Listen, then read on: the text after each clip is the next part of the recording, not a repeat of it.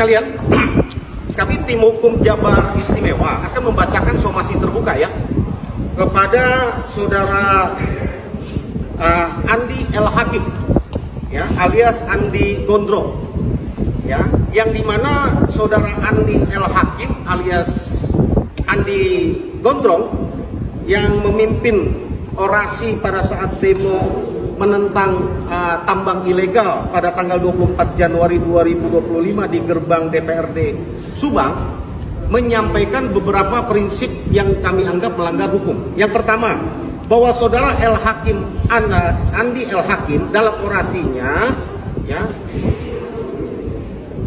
menuntut serta mendesak pihak DPRD dan aparat penegak hukum untuk membuka tambang galian ilegal yang sudah ditutup. Menurut kami ini melanggar hukum. Karena jelas-jelas tambang ilegal kalau belum mempunyai izin itu tidak boleh beroperasi, ya. Dan ini akan merugikan masyarakat umum. Kami minta saudara Andi L. Hakim ini, ya, untuk meminta maaf kepada masyarakat, ya. Selain melanggar Undang-Undang 158, Undang-Undang Nomor 3 Tahun 2020 tentang penambangan mineral dan batu bara, yang di situ memuat tentang tuntutan pidana 5 tahun dan juga denda 100 miliar.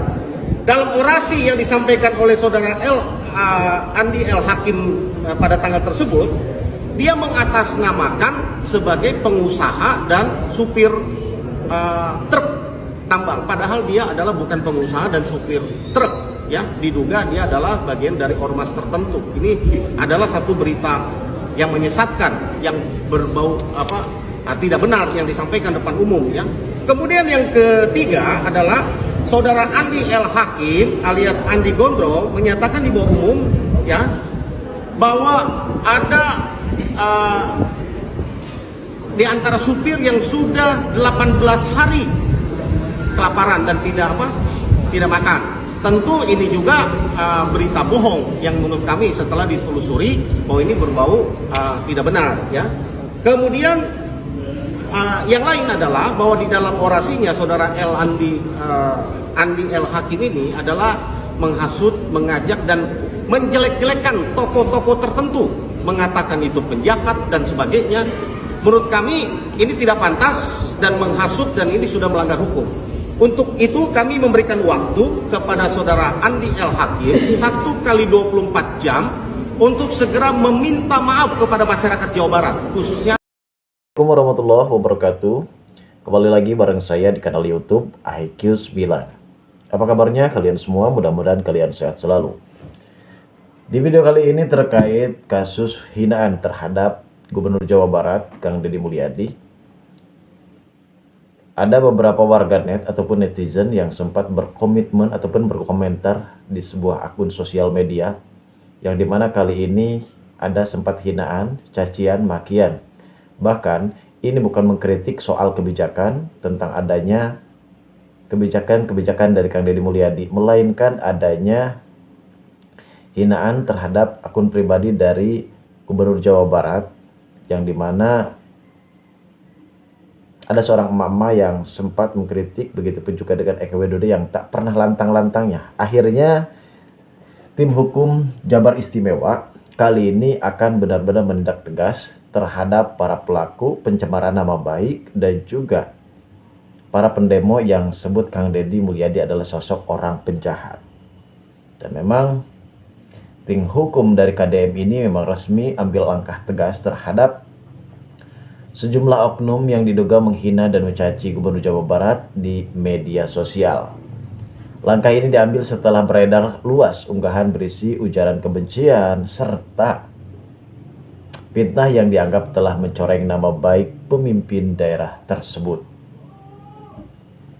KDM melalui tim hukumnya menegaskan tidak akan tinggal diam atas segala bentuk penghinaan terhadap pejabat publik, apalagi yang bersifat provokatif dan bisa memecah belah masyarakat warga Jabar. Ada sebagian orang mengatakan bahwasanya kritik boleh, tapi kalau sudah mengarah pada penghinaan dan fitnah itu sudah pelanggaran hukum, tegas perwakilan tim hukum Kang Deddy Mulyadi.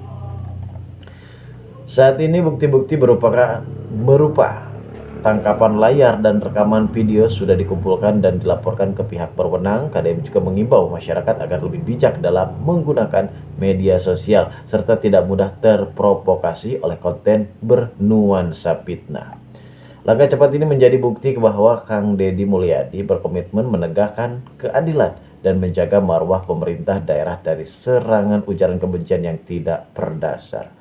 Dan memang seharusnya di sini Gubernur Jawa Barat benar-benar mengambil tindakan tegas terhadap para pelaku yang sudah menghina, sudah mencaci, bahkan mengatakan kalau Kang Deddy penjahat.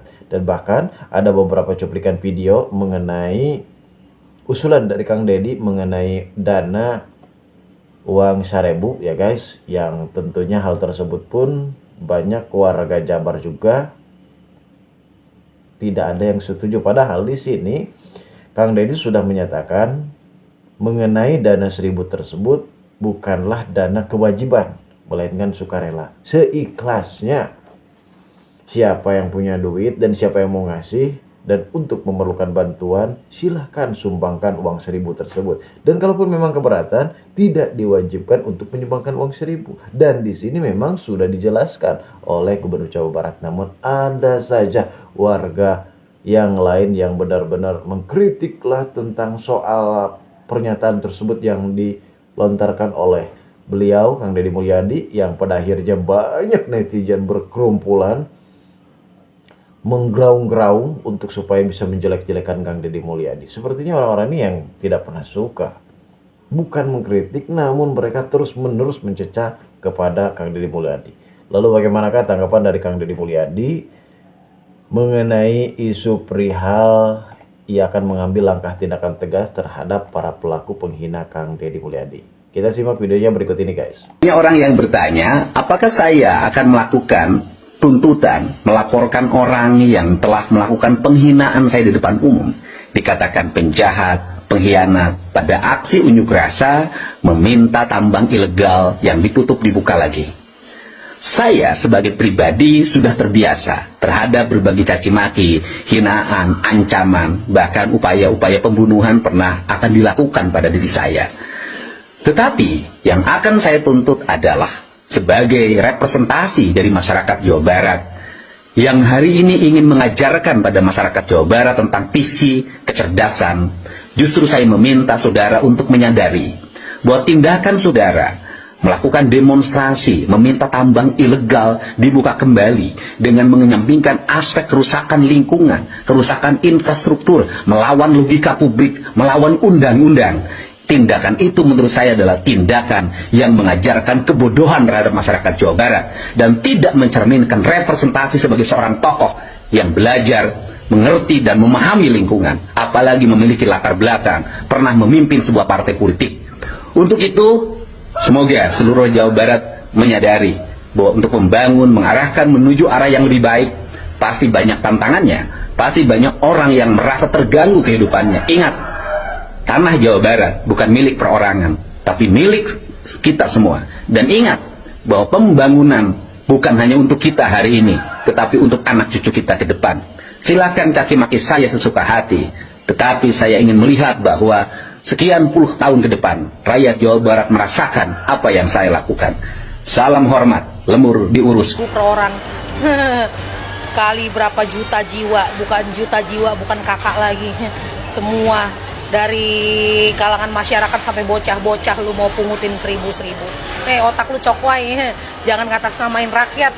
Udah kelaparan lu ya, udah kelaparan lu, udah nggak bisa nge-up anggaran, udah nggak bisa korupsi dari berbagai sisi. Atasan lu juga ya, atasan lu tuh yang nyeting lu buat jadi bintang tuh naik di 2029, mimpi lu jadi RI 1. Udah kelaparan ya, udah kelaparan. Gue bikin gembel berjamaah ya, gue akan bikin gembel buat lu berjamaah ya.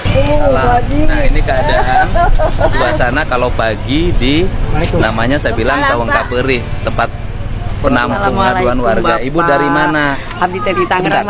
Sebentar tuh, makanya dari Tangerang jauh. Ibu dari Tangerang maksudnya mau apa? Pak, Kan wilayahnya beda. Iya. Pak, saya Depok, Pak. Sebentar dulu, saya satu-satu. Wilayah masalahnya apa? mau Ah. bilang berterima kasih banget ke Oh, bapaknya. terima kasih, kenapa? Ya, sudah diturun anak sekolah Oh dihilangkan. iya. Ya itu mah di Banten. Iya, mantan oke. Gubernurnya. Tapi kan ku bapak di ieu nama. Mulainya Pak. dari Jawa Barat. Nah, Ibu kesini mau apa sekarang? Ya, mau ketemu aja begini. Mau ketemu aja.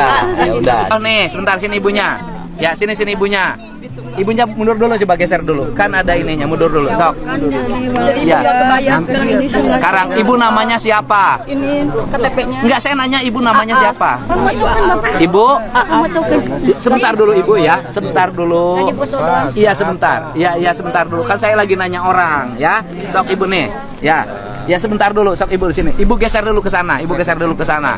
Nah, ini masalah-masalah ini kenapa terjadi? Karena para pemimpinnya tidak buka pengaduan. Kalau bupatinya buka pengaduan, wali kotanya buka pengaduan, kepala desanya buka pengaduan, itu bisa selesai, tidak numpuk di sini, ya. Kamu tanganin kalau yang sertifikat imigrasi, nanti di WA-in ke Kanwil imigrasinya namanya siapa, gitu ya. Disimpan di bapak Haji Mumunya, teleponnya cara makan KTP. Enggak, kamu punya sistem enggak? Ada Pak. Jadi kita nanti Ada laptop enggak?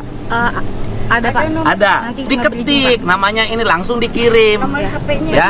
Ya. Ibu Haji Irma Gitu. ya. Atau kamu juga termasuk orang bermasalah barangkali. Ya. Ya. Daripada Ya. dia. Nah, Ibu masalahnya apa? Sok. Iya sebentar. Ibu kantosan ya.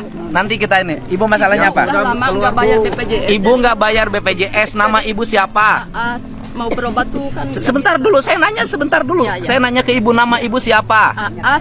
Alamatnya mana? Alamatnya Kecamatan Ibu sebutin Ciranjang. aja. Sok, Ibu namanya siapa? Ibu Aas, Kecamatan Ciranjang, Desa apa? Desa Sukaluyu. Sebentar, jangan lihat. Kan Iya, saya iya. jadi aneh kalau Oh, iya, orang iya. nama alamat sendiri harus lihat catatan. Iya. Ibu namanya siapa? Ibu Aas, Nah, terus alamatnya Ciranjang, Ciranjang. Desa Sukaluyu, RT. RT 1 RW 6. Oke. Kepala desanya siapa? Kepala desanya lupa lagi. Nah, kan gimana? Bu, minta tolong lagi Bapak. Kenapa sama kepala desa sendiri lupa?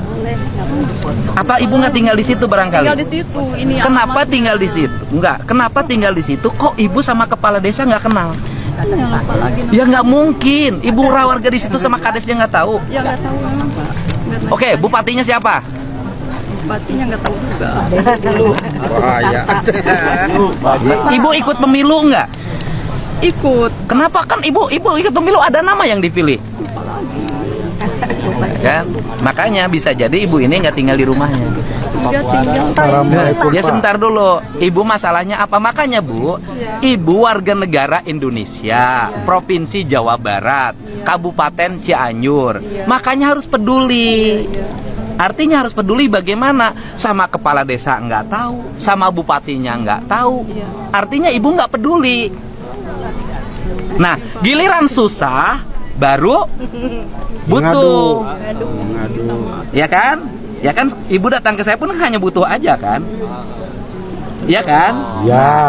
Cirinya apa? Yang saya bukan ini ya. Selama ini apa sih dari pengaduan ini? Kalau pengaduan belum terpenuhi nanti ngomong di media sosial kemana-mana. Tapi giliran sudah terpenuhi dia 1000 bahasa nggak pernah ngomong di media sosial. Oke, nggak ada masalah.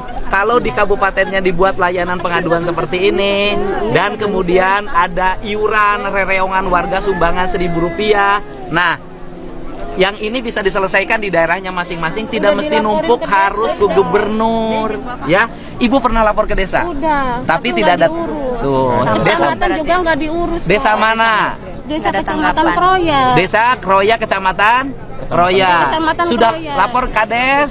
Udah. Nggak diurus. Enggak. Ya, ini salah satu contoh ya. Udah disurvei ke Ini yang udah. dimaksud dengan rereongan Sapoe Sarebu. Jadi tujuannya untuk membantu orang-orang yang mengadu seperti ini agar diselesaikan di desa, di kecamatan, dan di kabupatennya masing-masing dengan gerakan sosial warga. Jadi bukan ngumpulin uang buat gubernur, ya. Jadi di desanya bikin kotak untuk bantu warga yang susah, di kecamatan bikin kontak bantu warga yang susah, di kabupaten bupati wali kotanya bikin kotak untuk bantuan warga yang susah, sehingga bisa diselesai di desanya masing-masing. Nanti ditangani Bu ya, nanti didaftarin di situ.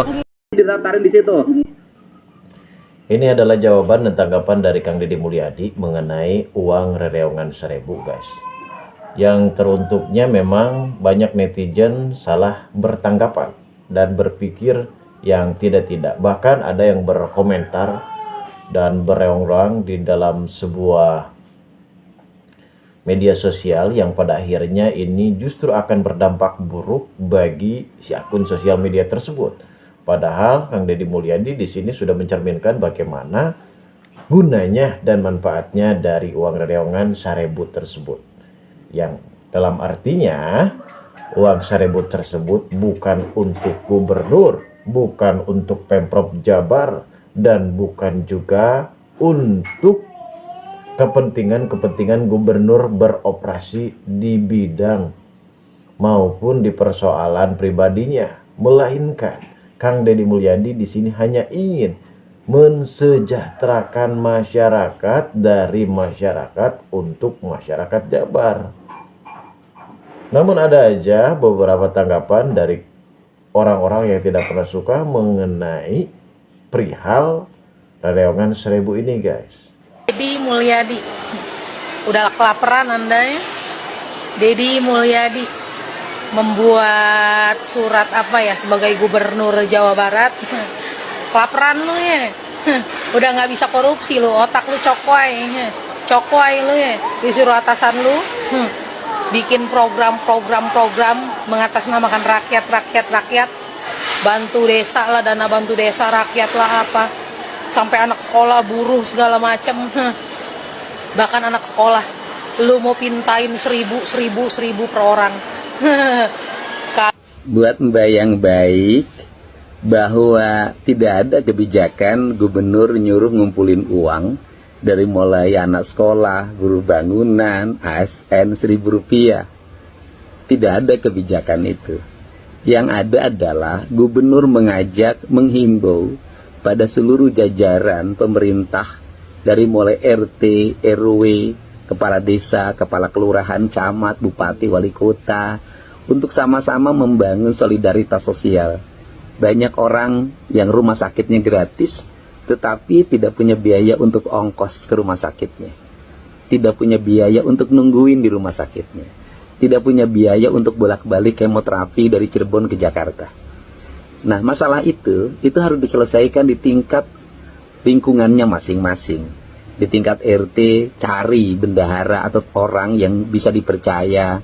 Kemudian setiap hari orang menyimpan uang Rp1.000 di kotak di depan rumahnya. Dulu saya menyebutnya beas jempitan. Kemudian disimpan di situ. Nanti kalau ada orang sakit, kemudian tidak punya uang untuk pergi ke rumah sakitnya, maka orang yang mengelola uang itu bisa memberikannya. Dan setiap bulan harus dilaporkan pada seluruh penyumbang. Di setiap RT sudah ada grup WA sekarang. Di RW ada grup WA. Sangat mudah. Dan kemudian di bupati bisa mengkoordinir para ASN-nya. Nanti setiap hari di rumah dinasnya ada yang mengadu, maka dia bisa melayani ketika anak tidak punya sepatu ke sekolahnya, maka bisa dibantu. Gubernur tidak akan mengambil uang itu dan tidak akan mengkolektifkan. Saya hanya mengelola dana operasional gubernur sampai hari ini yang saya gunakan untuk layanan rakyat dan untuk layanan masyarakat di wilayah Provinsi Jawa Barat, maka itu juga akan dikelola oleh bendahara yang ditunjuk oleh sekretaris daerah. Kemudian ada namanya Balai Pananggihan.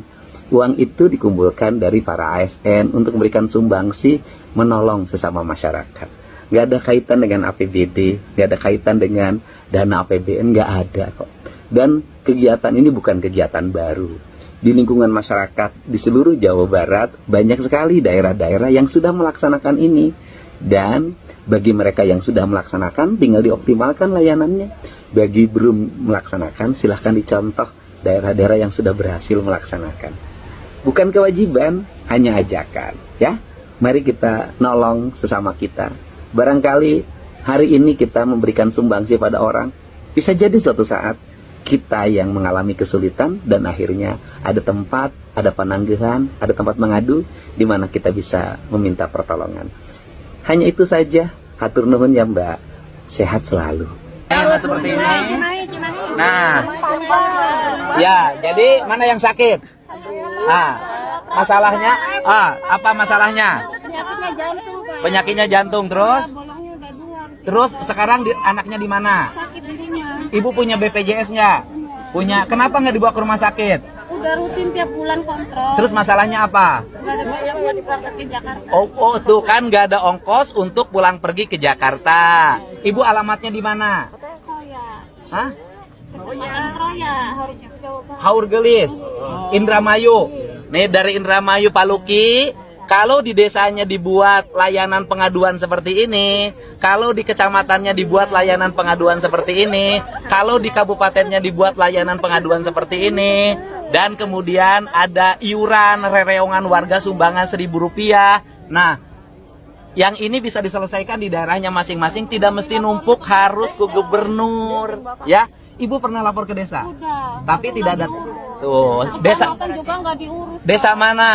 Desa Kecamatan Kroya. Desa Kroya, Kecamatan Kroya. Kecamatan Sudah Kroya. lapor Kades? Udah. Nggak diurus. Ya, ini salah satu contoh ya. Udah disampaikan. Ini yang dimaksud dengan rereongan Sapoe Sarebu. Jadi tujuannya untuk membantu orang-orang yang mengadu seperti ini agar diselesaikan di desa, di kecamatan, dan di kabupatennya masing-masing dengan gerakan sosial warga. Jadi bukan ngumpulin uang buat gubernur, ya. Jadi di desanya bikin kotak untuk bantu warga yang susah, di kecamatan bikin kontak bantu warga yang susah, di kabupaten bupati wali kotanya bikin kotak untuk bantuan warga yang susah, sehingga bisa diselesaikan di desanya masing-masing. Nanti ditangani Bu ya, nanti didaftarin di situ. Tapi antri kasihan petugasnya karena terlalu banyak, ya.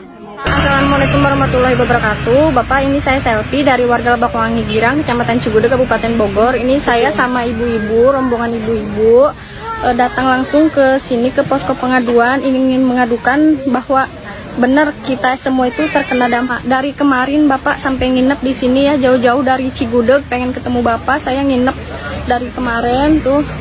Ini saya berserta rombongan, ini ibu-ibu nih yang jualan, terus saya juga bawa anak yatim piatu.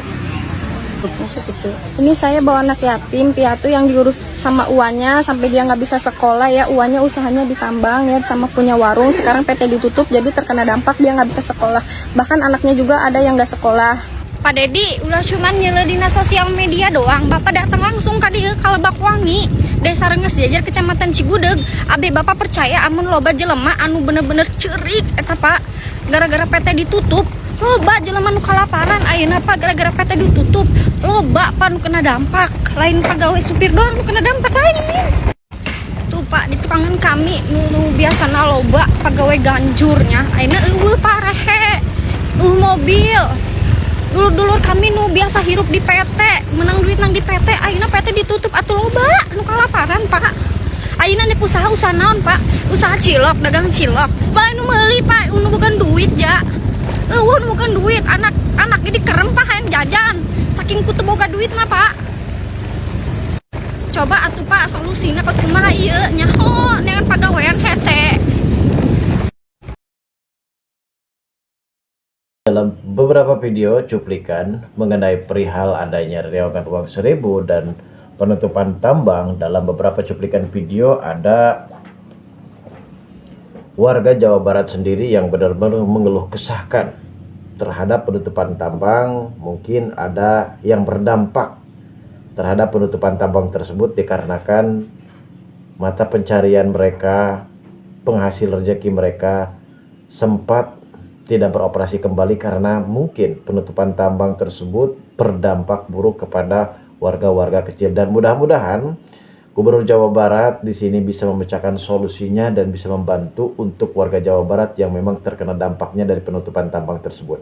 Dan memang saat ini Gubernur Jawa Barat juga akan mengambil tindakan tegas terhadap pengusaha tambang yang memang sempat meresahkan warga Parung Panjang mengenai perihal adanya kasus kecelakaan, polusi udara, dan juga keselamatan terpenting.